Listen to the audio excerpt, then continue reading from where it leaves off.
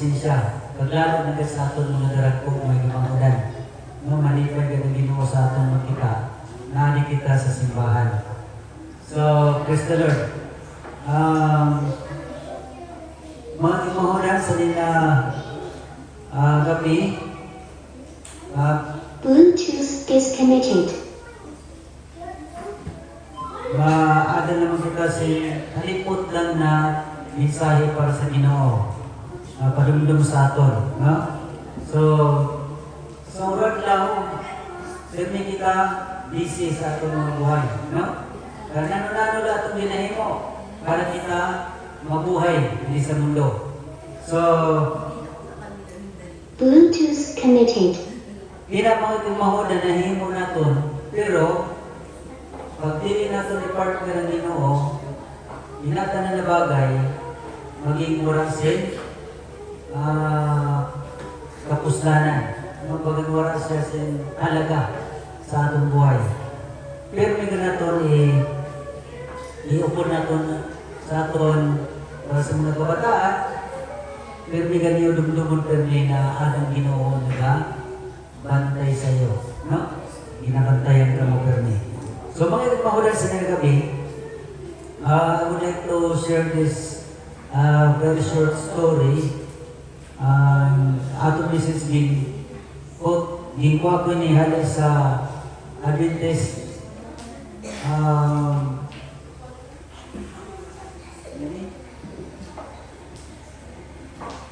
dina sa aton story hala sa mga Bible illustration. Ikaw na ito sa Adventist Toolbox, no? So, sa story, ang title mga tigmanghudan, sabi, Word and Busy. No? Word. Sa itong buhay, boring na ba kita nagmanghudan sa paglalagad na ito? Na-bored kita, na-boring kita, na minsan magkakalit kita sa kasuratan, boring na magparabasa ng Bible. Minsan, ako sa ito siya, kaya ako magtrabaho, minsan natin na di kaligtaan, na di kita nakabasa kaya grabe trabaho, no? Yan ang mas kisapon mismo na personal na buhay, minsan pala ang trabaho ko lang sa urad law, di mo kayo katapos, nagula mo kung ginero, no? Lalo na ka sa balay, nagula mo ang hirmon, nagula ka sa balay. Ang tanan ng mga bagay na ginakita ako sa sunod sa imong palibot sa balay, di mo na himumon sa nananlaw, hindi mo matapos. Puro adlaw, ada ka pirni. Dahilan sa itong pagkabisi ng ating mamulan, minsan nalilimutan taan pagpasalamat sa Ginoo. Nalilimutan din natin ng pagbasa sa kasuratan, sa banal na surumaton sa mga Diyos. So, dili nagmaulan sa aton message sudah sabi niya, usan na story sabi niya, a local newspaper had a Sunday morning religion section that contained, among other things, no, usan na local newspaper. Kada linggo may ko siya sa mga sino nakabasa sa inyong mga newspaper? Newspaper. May sa una nila, may panahon hindi ko kasi masbati. Ito yung newspaper na panahon. Kasi na. So, yan may mga sa aton sa nasyonal, ikaw kita ito nga newspaper ng mga drag kung ano mga newspaper. Nanong newspaper ng aram brother friends? May mga newspaper ba? Nanong kinasulat ng mga tuwan? Ang sa Masbate, ikaw na yung the runs, no? Masbate ay the runs. Sa mga schools, ikaw man silang mga newspaper nila. Sa Masbate, ang pinakasikat din na newspaper sa Masbate ng panahon. Kada Domingo na ako, may nagalibot din ang panahon, pero dyan, wala na kong kabati. Dahilan sa social media, no? Uso na niya mga cellphone, wala na dyan, wala na bati-bati ito. Maski ang mga newspaper, hindi na natin napabasa minsan, di ba? Pero actually, gyapon na sila. So, may mga ano. Sabi ni usap na Domingo na aga, usap na newspaper editor, nagsulat siya na about sa religious, nasa mga religious religious na mga section, may mga part pa rin ka sa newspaper na may mga religious section nila na ginasulat sa mga writers. No? Sabi niya, nasulat sa saan, wala mo ng mga issues about sa pulong sa mga Diyos. So, sabi nila, yan ginasulat, yan mga precious siya. No, mga maganda yan ipagsulat, mga various religious issues na ginasulat, maganda. Maganda ka, wala siyang pinapatamaan, di ba? Wala siyang pinasabi kung sino ng mga inasikta nila na yan binabumbahan na sabi, ay na religion, bali na. Wala siyang pinanaw. Puro lang maayo ang iya mga istorya. Then, sa usad na panahon, nagsurat siya na parang usad na Octubre Domingo, parang controversial na niya mga surat. No? Controversial na, bagang para. Sabi niya pa daw sa iya surat, usad na writer, sabi niya, isulat na, I quit going to church this year. I decided that listening to sermons week after week was a stupid thing to do. No? Siya, mamati, isulat niya na sa newspaper. Mahilig magaling siya mamati sa mga sermon. So, week after week, nagpamati sa mga sermon nila sa radio. No? Sa mga radio. May mga radio stations na may mga sermon, may mga naghahatag sila ng mga mensahe. Ha? O, nag-preach sila through on air sa mga radio. Sabi niya,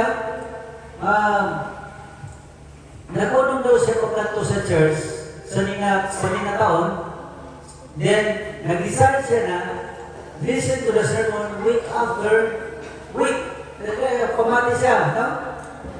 Pero habang siya nagpamati siya, after week was a stupid thing to do ko, no? Hindi na nagpamati siya, bukang warang pulos. After all, sabi niya, I went to church for more than 40 years. More than 40 years, hindi siya kato sa church, nagati siya church. And during my lifetime, I probably heard 5,000 sermons. Labi, no? Sa 40 years niya na pagdating sa church, nagpapati siya sa mga 5,000 sermons. Yan mga wali. 5,000. Then, sabi niya, I can only remember about 5 of them. Sa 5,000, hindi malagay ang naluluman. Na naman kayo hindi malagay ang naluluman. Sa sobra niya, busy. No? Minsan sa Jutay lang ito naluluman, kaya sa ating pagka-busy, nalimot na kita ngayon. Sa ato na pata, nalimot na din kita. So, lima lang yan natin sa 5,000 sermons, sabi niya, lima lang na ako naluluman. Kaya what a waste of time. No? Yan ba nga, waste of time? Huwag ka warang kuwan ba? Warang klaro ba?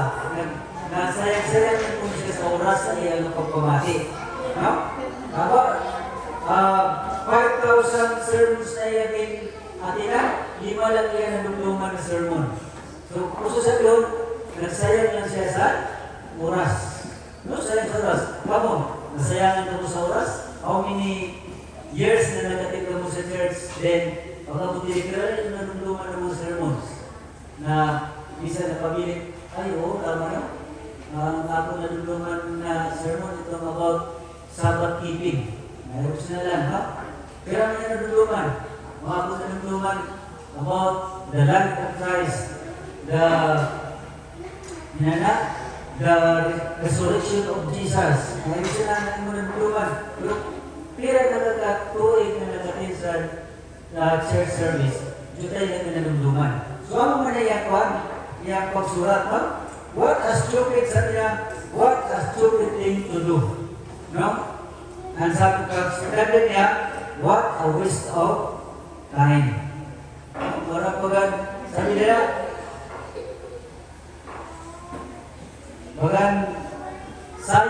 nagsayang lang siya sa oras.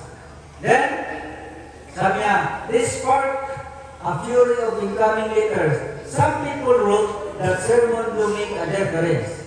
Ang iba daw na mga nagahimo, mga letter, ng mga newspaper man, kung nagasulat sa mga writer, nagahimo sila na ang mga sermons, minsan nag-ato na difference, nagpapapo sa aton.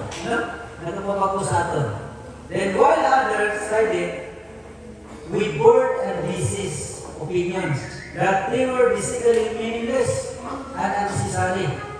No, minsan, pero sila pumatsagod. Ay, wala na pulos ko yan. Dili na ito, dili ako nagato sila. No? And finally, one letter was printed that ended the debate. Sabi niya, kahaypon ending this year, nagpupunod siya pagkakong sa nila usad na katuig. No? Sabi niya, thanks to word and message insights. Nagpasalamat na siya na hindi siya boring, tapos wala na siya nagkataon. Hindi na siya nagkataon. Then, sabi niya, I decided that eating week after week was a stupid thing to do. O, baga naisipan ko, klaro.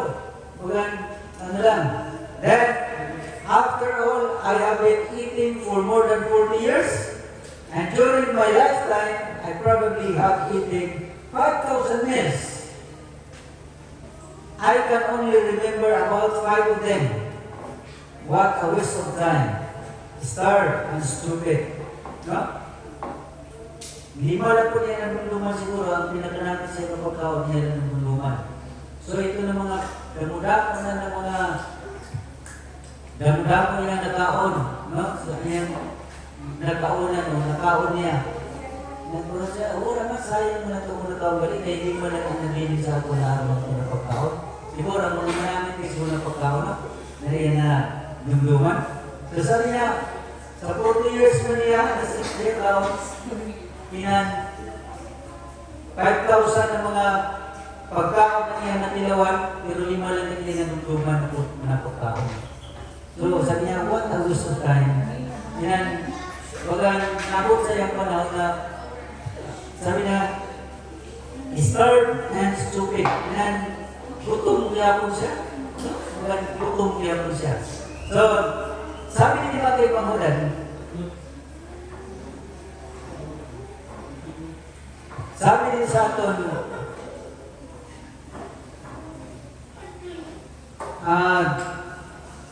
sabi niya, sometimes you may wonder what good it does to listen to sermons or participate in weekly Bible studies or have daily devotions. Like the first letter, right there in the story, you may feel that you're too bored and busy for the things of God, too bored or busy for the things of God. But don't overlook the fact that you need those things to survive. So, minsan, sa ating na buhay, na nabuboard kita, na magbasa, magbato kita ng mga sermons, nabuboard na kita, nag-busy kita sa paghimo sa nila mga baga nakaligtaan natin ang paghimo natin sa nila mga bagay. Na sa kamatulan, nato na siya na-overlook siya, pero sa kamatulan ng pangulan, amin siya ang pinaka-kailangan natin sa atong buhay. No? Kailangan siya. In order to grow as a Christian, para magtubo kita sa Christian pangulan, we need spiritual food. No? Kailangan natin ng spiritual food. Kaya, the reason why na di kita sugad, hindi kita nabuburin, no, sa pulong sa Ginoo. We are all excited to listen to the Word of God. Then, nawala natong business, sa natong mga trabaho sa balay, atong ibayaan, no, kay dahil naani kita sa Ginoo. So, praise the Lord. Sabi niya, kailangan natin ng spiritual food. Yan ang pagpamali natin sa mga mensahe, magkalik ka sa church, amin siya mga spiritual foods na kailangan natin sa ating buhay. Kaya sabi nga sa Banal Jordan, for which I can do all things through Christ. For without Christ, we are nothing. So, kailangan natin ng spiritual food. Then, you need to feed on the Word of God. Not every spiritual meal is going to be memorable, but it will provide you with the nourishment you need to survive and thrive as a Christian. No? Pinakali, nakapanagdag, nakapabaskog sa aton na mga para kita makasurvive while waiting for the second coming of God. So in Matthew chapter 4 verse 4, if you have your Bible, and this is the last message na aton dumdumon before kita mag-uli na aton inaibutang sa aton mga kaisipan.